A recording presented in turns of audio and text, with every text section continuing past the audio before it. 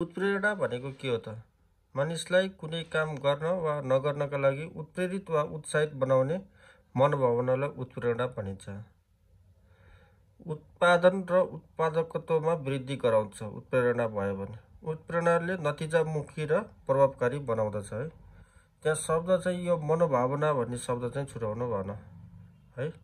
विशेषता यो एक मनोवैज्ञानिक धारणा हो, मानिसलाई फिल हुने हो। कसैलाई चाहिँ उत्प्रेरणा थोरै गरेर पनि हुनसक्छ, कसैलाई धेरै कुराहरूले हामीले सप्लाई गर्नुपर्ने हुन्छ। यो एक बहुआयामिक विषय हो, व्यक्ति पछि फरक फरक हुन्छन्। अघि मैले भने नि, मान्छेहरू उत्प्रेरणा चाहिँ फरक फरक किसिमले हुन्छन्। यो ऊर्जा हो, यो एक निरन्तर प्रक्रिया हो। यो सकारात्मक र नकारात्मक दुवै हुन सक्दछ।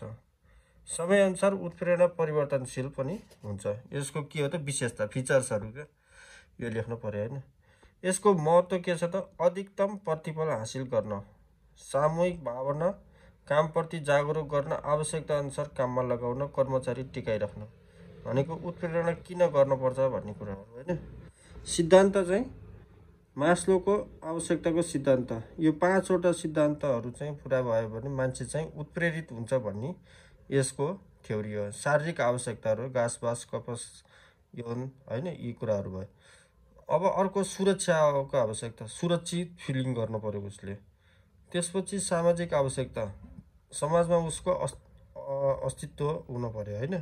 त्यसपछि सम्मानको आवश्यकता, सम्मान पनि उसले फिल गर्नु पर्यो, आत्मसन्तुष्टि पनि भयो भने ऊ उत्प्रेरित हुन्छ है।